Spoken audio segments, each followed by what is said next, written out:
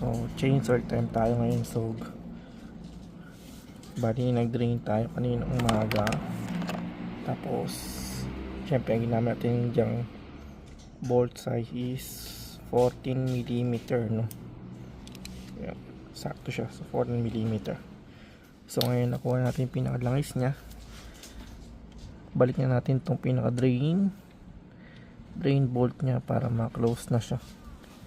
Ayan. Close lang natin siyang ganyan.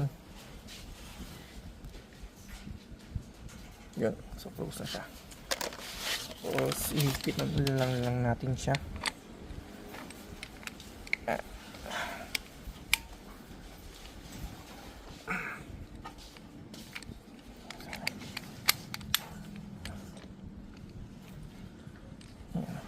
So yung pag-ipit niya pababa, ano, yun, tantiyan nyo lang kasi guys, meron siyang washer. The more na migpit yun, syempre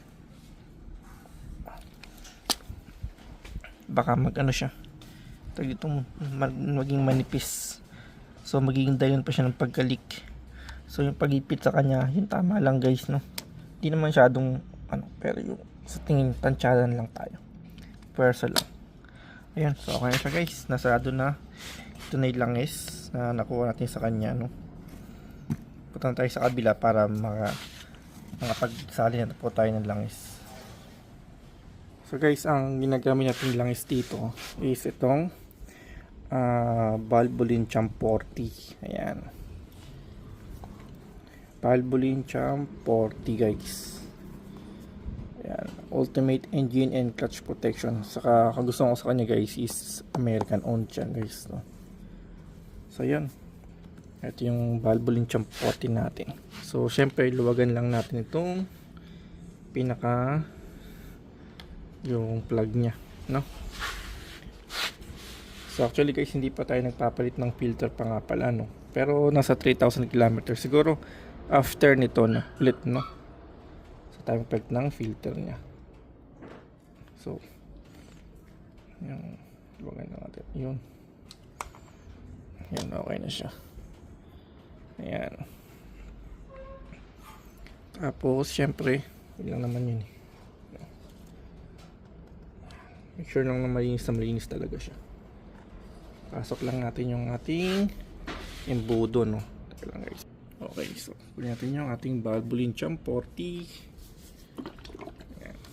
So 1 liter lang ang ilalagay natin sa kanya, no? So pag nagpalit ng filter, kailangan 1.1. Pero since dito nagpapalit ng filter pa, yung oil filter niya guys is 1 lang tayo. Tapos syempre ang overhaul nito is 1.3, no? So ito, Champ 40 guys. Ayan, salin na po natin. Ayan, kitang kita naman.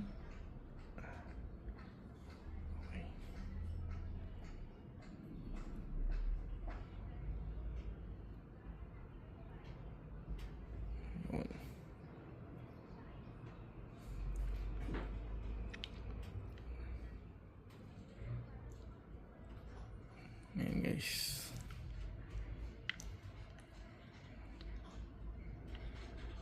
ayan na, mabus lang natin siya. Ayan guys, ko almost finish na, no? Ayan, halos nailagay na po natin lahat. Okay, Valvoline Champ 40 tayo guys, no? So bago natin siya ipahinga, magcha-change tayo ng motor ngayon. So bago lang is after 1,000 kilometers, or nakatapos na kasi tayo ng 1,000 kilometro na takbo simula nung ginamit natin siya. Kaya ito, kailangan siyang palitan ng bagong langis. Ayan, okay na siya guys. At least yan, bagong langis, no? Okay na yan guys, sure na yan. Okay, so basta lagyan natin, punasan lang natin to. Yan, tapos takpan na natin siya.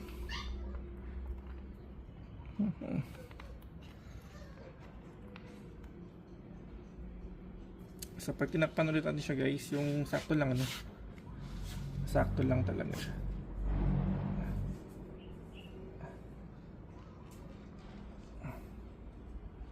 Kasi may rubber yun eh. May rubber siya guys. So kailangan ano siya. Saktong higpit lang tayo dyan. Sorry, hindi pa nakita. Dito pala guys, no. Okay, so pakita ko lang sa inyo yung odo nating Raider, ano. Ang odo po niya is 3209. Ayan.